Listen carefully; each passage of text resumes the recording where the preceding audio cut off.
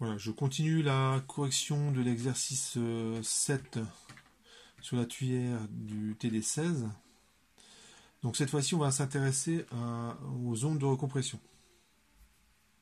Donc ce qui peut se passer dans une tuyère, donc vous avez la forme typique de la tuyère, convergent, divergent. Et vous avez... alors j'ai représenté la tuyère, vous avez l'onde de recompression qui est ici. Donc je suppose qu'elle est bien plane comme ça. Tout ce qui est avant l'onde de recompression est indicé 1, tout ce qui est après c'est indicé 2, et on va faire, on va montrer que cette discontinuité elle n'est pas, elle n'est pas n'importe comment. Alors, on va commencer par montrer que du fait de la conservation de la matière, on sait qu'on a S1, C1 sur V1 qui est égal à S2, C2 sur V2. C'est la question 2 pour la conservation de la masse. Donc ça c'est toujours vrai. Et comme l'onde de recompression se fait à un endroit précis de la tuyère, S1 et S2 en fait se simplifient. C'est les mêmes. Donc on a C1V1 égale C2V2.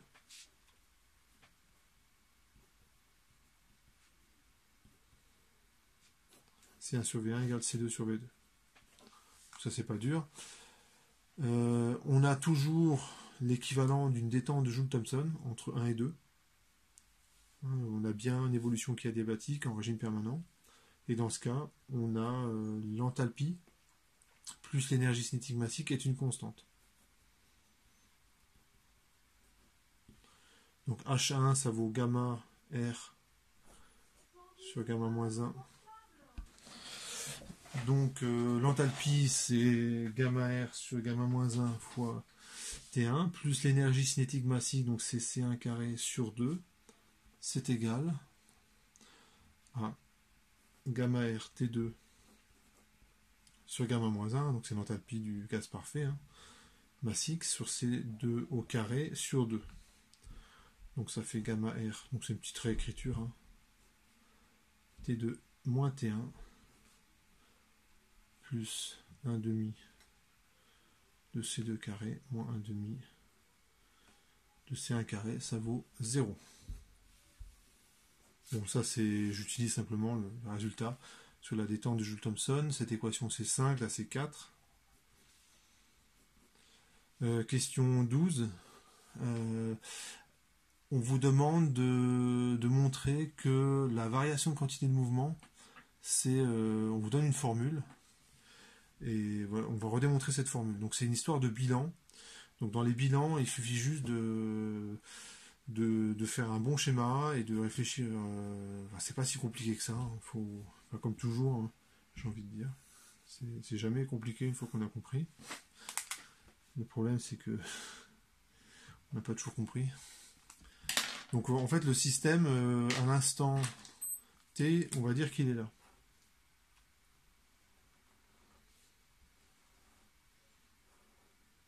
Ça, c'est le système à l'instant t. Le système à l'instant t plus d de t, on va dire qu'il est là.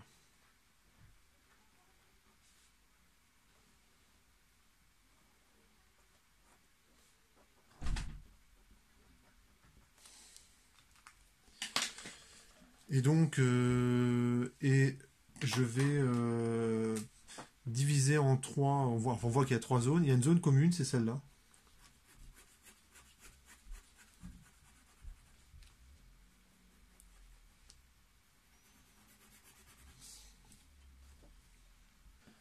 Donc la zone commune, c'est ici. Alors en régime permanent, la quantité de mouvement qui est contenue dans cette zone-là, elle ne change pas en régime permanent.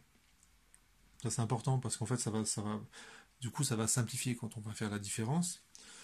Vous avez la zone qui est là.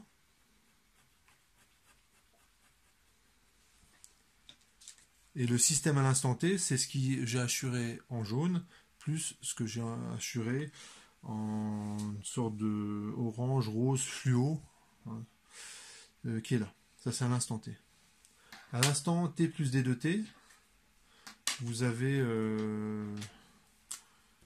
je vais hachurer en bleu. Le système est constitué de ce qui est là, plus la zone commune. Et on vous demande la variation de quantité de mouvement. Donc, en fait, il suffit simplement de l'écrire. C'est-à-dire que si vous avez pris le temps de faire un bon schéma, la quantité de mouvement de mon système en T plus D de T, c'est égal à ce qu'il y a dans la zone hachurée en bleu, plus la zone commune. Donc je vais l'écrire. Alors comment je vais l'écrire? La masse qui est contenue là-dedans, c'est S. Oui, alors mon schéma en fait il n'est pas complet.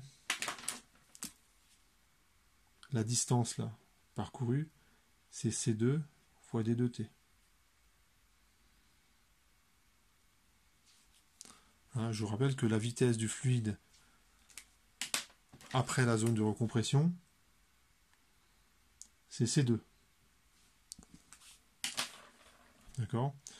Donc après, ce que j'ai en pointillé rouge là, c'est C2. Donc le fluide avancé de C2 fois D de T. De la même façon, la vitesse ici, la distance qui est parcourue ici, c'est C1 fois D de T. Donc la quantité de mouvement qui est contenue dans la zone qui est hachurée en bleu, ben c'est la masse, donc c'est C2 fois D de T fois S. Alors ici, il faut bien comprendre que je peux rapprocher, j'ai zoomé sur avant et après l'onde de choc qui s'est formée ici. Ça veut dire que la section, elle varie quasiment pas. Enfin, contrairement à mon schéma où j'ai un peu agrandi le schéma suivant cet axe-là pour qu'on y voit quelque chose.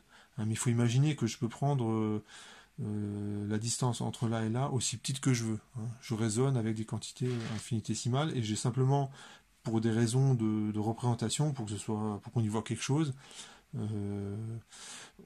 un petit peu écarté cette partie-là de cette partie-là du schéma.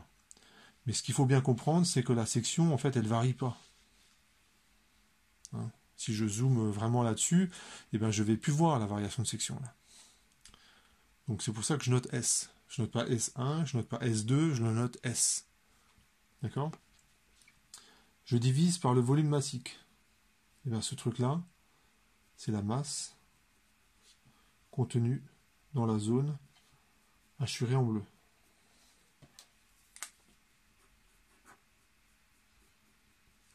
Voilà.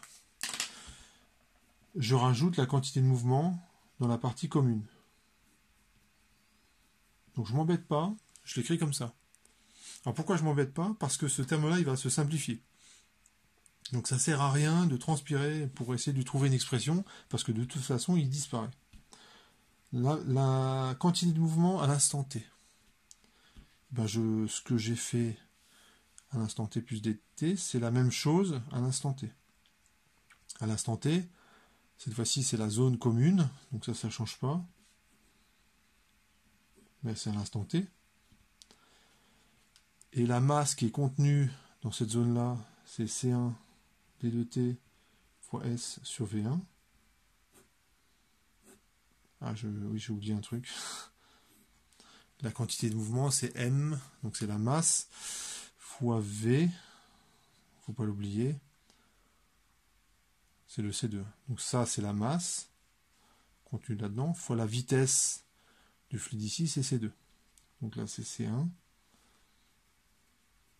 C'est la masse contenue dans la zone que j'ai hachurée en jaune. Et je fais la différence. La variation de quantité de mouvement, c'est la différence entre ces deux termes. Et donc ça se voit tout de suite, hein, la partie commune va se simplifier. Pourquoi? Parce qu'elle ne dépend pas du temps. Donc en fait, en régime permanent, s'il est atteint, hein, ces deux parties-là se simplifient. Donc il reste quoi finalement? et ben il reste, je peux mettre S D 2T en facteur. Ça fait C2 au carré sur V2D, sur V2, moins C1 au carré sur V1. Et il me semble que c'est le résultat qu'il fallait démontrer.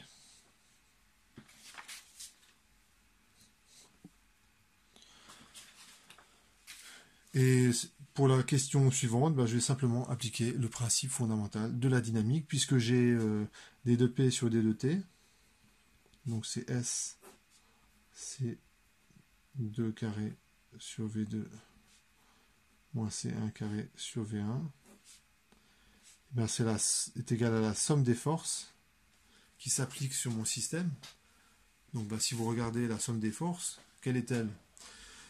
Eh bien, toutes les forces qui s'exercent, qui ne sont pas suivant l'axe de la tuyère, se compensent. Hein. Il y a un axe de symétrie dans la tuyère, hein, c'est l'axe qui est au centre. Donc je ne regarde que les forces qui s'appliquent suivant cet axe. Et ben, il y en a que deux. Il y a la force de pression qui s'exerce sur cette surface. Donc c'est P1 fois S dans le sens positif. Hein, si je prends l'axe des X vers la droite. Et j'ai moins P2 fois S dans le sens opposé. Donc c'est toujours si j'ai pris un axe qui est orienté de gauche vers la droite. Donc en fait c'est P1 moins P2 fois S. Ça c'est les forces de pression. Et normalement ça démontre le résultat. La surface se simplifie. Donc j'ai C2 carré sur V2 moins C1 carré sur V1, ça vaut P1 moins P2, et c'est ce qu'il fallait montrer. Ensuite, il y a un gros calcul qui suit. Hein, donc ouais.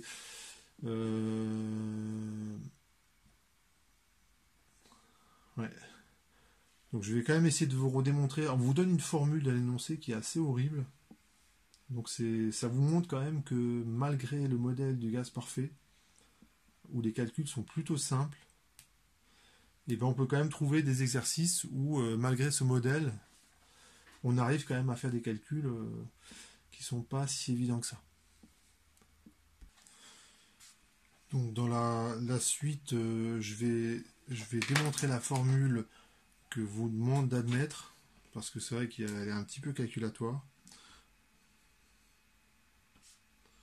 Donc la formule, je vais la recopier. Et c'était non demandé dans l'énoncé. Voilà, mais c'est juste pour vous montrer que avec le modèle du gaz parfait, il peut arriver, malgré tous les avantages que présente ce modèle, que des fois on fasse un petit peu de calcul fastidieux. Voilà, donc on vous demande de démontrer cette forme. Enfin, non, on ne vous le demande pas, je le fais. Ici, vous avez un polynôme du second degré en C2. En fait, j'aurais pas dû l'appeler C, je l'appelais D, parce que pour pas qu'il y ait de confusion avec les notations de l'énoncé. Donc c'est AC2 carré plus BC2 plus D égale 0. Et on peut comme ça, C2 va être solution d'une équation du second degré. Donc je vais commencer la démonstration, et je prends les équations 4, 5 et 6. Voilà, donc j'ai recopié les équations 4, 5 et 6. J'ai rajouté une équation que je peux utiliser à tout moment, c'est quand même la relation, la loi des gaz parfaits pour 1 kg de gaz. C'est pour ça qu'il y a les quantités massiques, les quantités intensives sont mises en minuscules, et donc ça veut dire que j'écris la loi des gaz parfaits pour 1 kg. Donc pour mener ce calcul, en fait, je vais me débarrasser des trucs que je connais pas. Donc V2, ça m'embête. Alors je pourrais m'en débarrasser facilement avec cette relation. V2, ça sera égal à C2 sur C1 fois V1.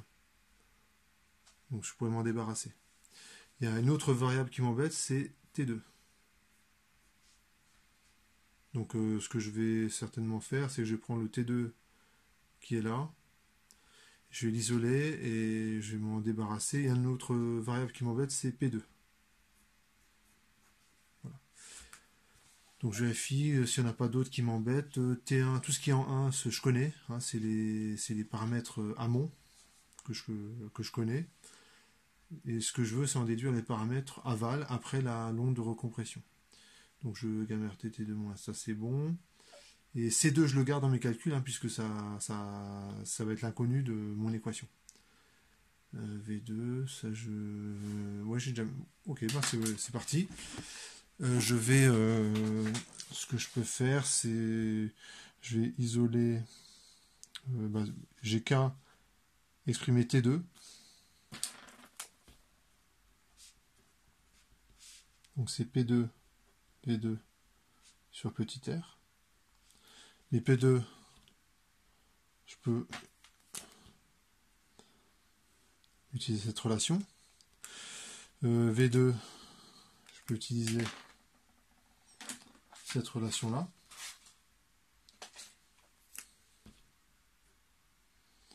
Oui, celle-là.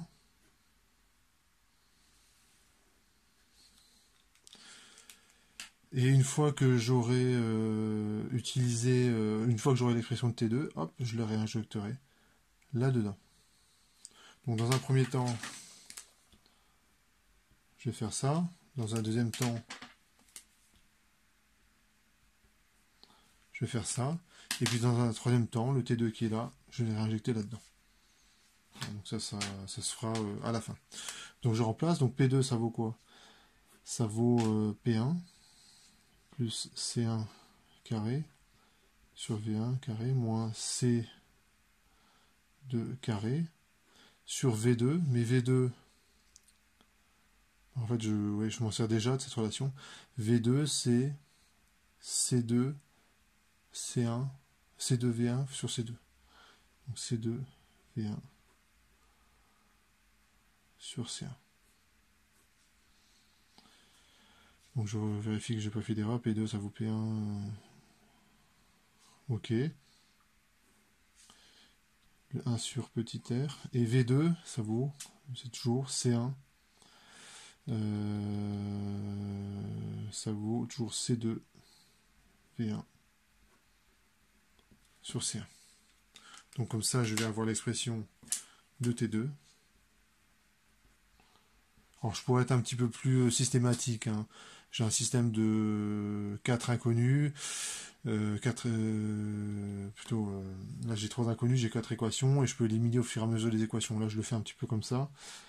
Lorsque je distribue ce terme-là là-dedans, ça fait P1, C2, V1 sur R, C1, plus C1 carré, le C1 qui est là, il va rester C1 au numérateur, C2 sur petit r. Ensuite, le terme qui est là, ça fait, il va rester, voilà, donc là j'essaie de faire des calculs de tête, mais en fait c'est pas forcément une très bonne idée. Donc là j'ai du C2 carré avec le C2, ça fait du C2 au cube, mais celui-là va simplifier, donc il va rester du C2 au carré. V1 il se simplifie et le C1 se simplifie. Donc il se trouve que ça donne quelque chose d'assez simple finalement. Donc j'ai l'expression de T2 et cette expression de T2, bon, je suis désolé pour je mets de la couleur partout, mais c'est la troisième étape de mon calcul, je la réinjecte là-dedans. Donc finalement, ça donne gamma R sur gamma moins 1, P1, C2, V1 sur R, C1, plus C1, C2 sur R, moins C2 au carré sur petit r, moins T1, plus C2 carré sur 2, moins C1 carré sur 2 égale à 0. Donc j'ai quasiment fini. Je vais mettre tous les termes en C2 carré. Donc ce que j'ai, c'est j'ai 1 demi. Et j'ai gamma R sur gamma moins 1 sur R avec un signe moins. Donc en fait, il reste gamma sur gamma moins 1. Donc en fait, j'ai déjà un terme. au signe près, en fait j'aurai la même équation au signe près. Je mets tous les termes en C2. Alors les termes en C2, j'en ai un ici. Lorsque je multiplie ce terme-là, lorsque je distribue ce terme-là, il va rester gamma sur gamma moins 1. Alors il se trouve que il va se mettre en facteur, donc j'ai P1, le R se simplifie, P1V1 sur C1. Et comme autre terme où il n'y a que C2, c'est celui-là. Ça va donner le R se simplifie, donc ça fait plus C1. Ouais, bah c'est bien ça. Plus un terme constant. Donc c'est tous les autres termes. Donc ce terme-là, ce terme-là, ce terme-là, je m'en suis déjà occupé. Il y a celui-là et celui-là. Donc il y a un signe moins devant en fait que je peux mettre en facteur. Et ça fait gamma R T1 sur gamma moins 1 plus C1 carré sur 2. Donc je vais fixer ça. Et RT1, c'est bien P1V1. Donc c'est bien ce qu'il fallait montrer. R fois T1, donc c'est P1V1, je fais ce que je veux. Donc c'est bon, j'ai démontré le résultat. Donc c'était pas demandé, hein, je l'ai quand même fait dans les calculs pour vous montrer que ça se démontre, hein, ce genre de résultat. Ça tombe pas du ciel.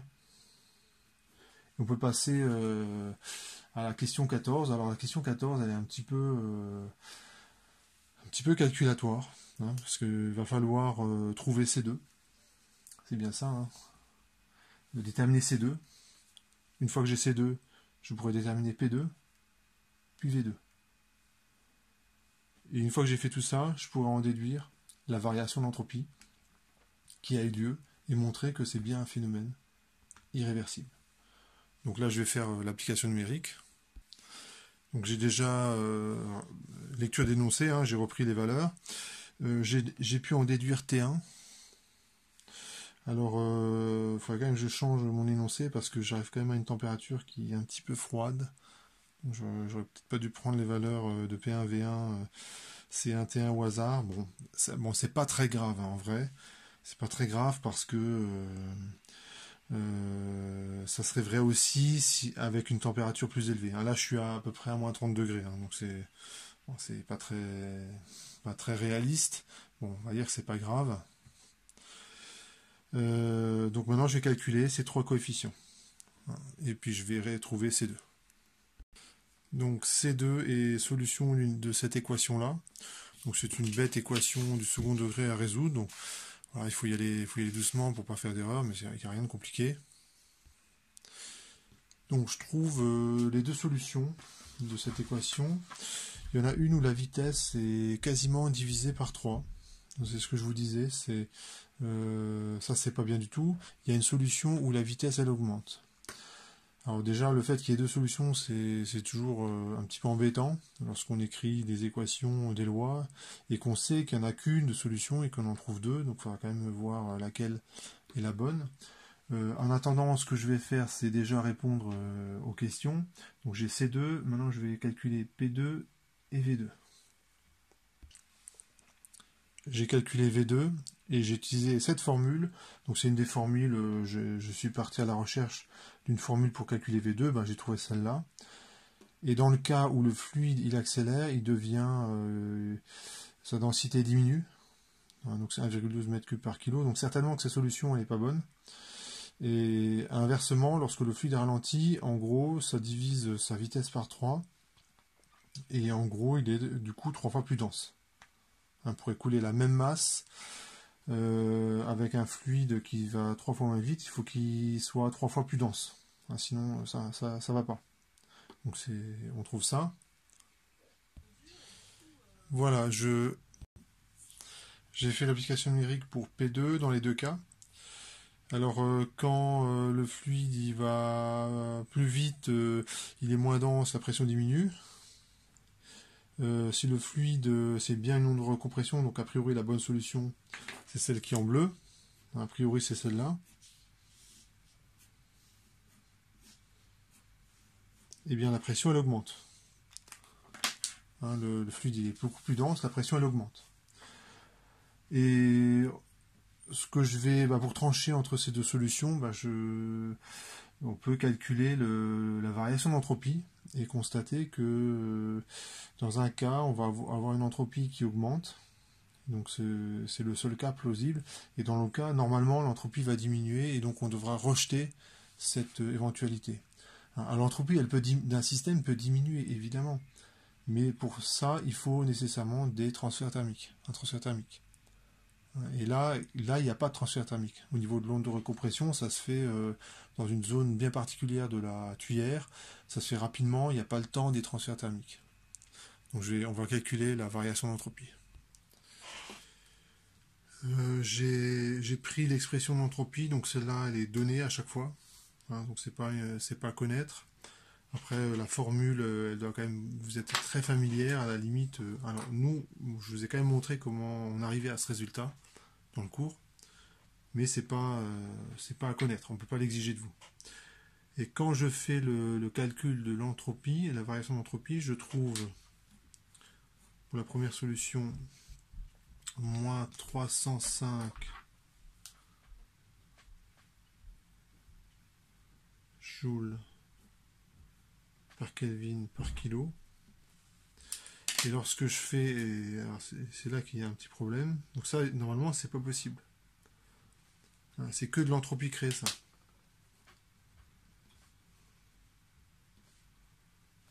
Car c'est adiabatique, cette onde de recompression.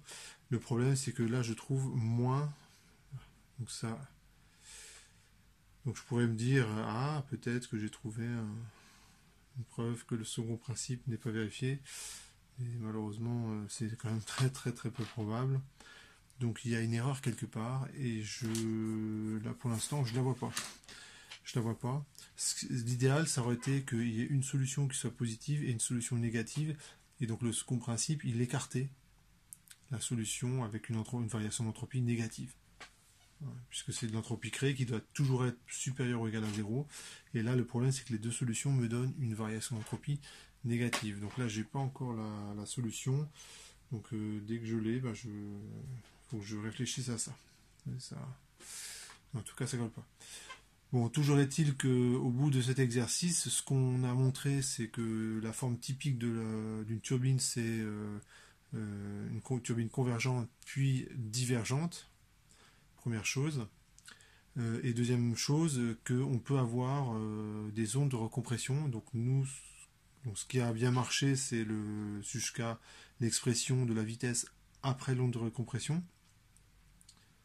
Ce qui ne marche pas, là où il y a un problème, c'est quand je calcule la variation d'entropie, j'aurais dû au moins avoir une solution qui donne une variation d'entropie supérieure ou égale à 0. Donc je vais réfléchir à ça et puis je vous donne la réponse. Voilà, j'ai trouvé la solution. Donc c'est vrai que ça me paraissait bizarre, cette affaire, que je trouve une vitesse plus lente. Ça c'est normal, c'est l'onde de recompression. Mais c'est vrai que la deuxième solution, en fait, c'est la solution où il n'y a pas d'onde de recompression, en fait, où il ne se passe rien de particulier. Donc en fait, il faut que je refasse toutes les applications numériques. Et puis je pourrai enfin conclure. Et j'ai bien une variation d'entropie qui est positive. Donc tout va bien. Donc je reprends. Ici, j'ai fait une erreur d'application numérique là, pour ce coefficient. Bon, alors ça arrive, quand on fait des applications numériques. On peut faire des erreurs et ça arrive toujours. C'est très difficile à éviter de jamais en faire. En tout cas, je parle pour moi. On a vite fait de faire une erreur. Quand je résous ce truc-là, j'ai deux solutions. J'en ai une qui est évidente, qui est C2 égale 600 mètres par seconde. C'est-à-dire qu'il ne se passe rien, il n'y a pas d'onde de recompression. Donc évidemment, je ne prends pas en compte cette solution-là. Et je prends, je la marque... Ça, c'est une des solutions de mon équation du second degré. Et donc, cette solution, elle ne m'intéresse pas. Parce qu'en fait, alors elle est forcément en solution. Mais elle ne m'intéresse pas parce que dans ce cas, il n'y a pas d'onde de recompression. Et quand il y en a une, je trouve 294 mètres par seconde. Voilà. Donc, j'étais quand même, malgré l'erreur d'application numérique, j'étais quand même pas si mal que ça avant. Alors, on peut calculer V2 avec cette formule. En fait, je vais à la pêche aux formules dans tout ce que j'ai fait jusqu'à présent. Je peux calculer P2 avec cette formule. Là aussi, je regarde ce que j'ai obtenu comme résultat précédemment. Et la variation d'entropie.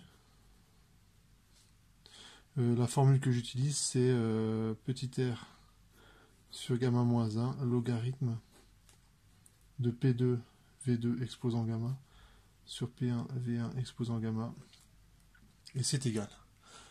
Alors pour V2, je trouve 0,49 mètres cubes par kilo. Pour la pression P2, je trouve 2,83 bar. Et pour la variation d'entropie, je trouve 32 joules par kilo par Kelvin. Et c'est bien strictement positif. On va encadrer tout ça. Donc et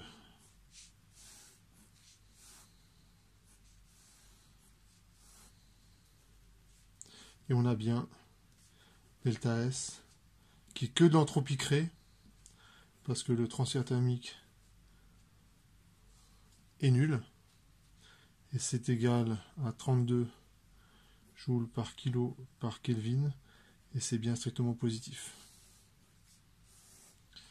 Donc c'est un phénomène qui est fondamentalement irréversible, et que c'est fondamentalement irréversible, et c'est quelque chose qu'il faut absolument éviter lorsque vous avez une tuyère. Voilà, donc c'est bon, cette fois-ci tout est cohérent, tant mieux. J'en ai fini avec cet exercice.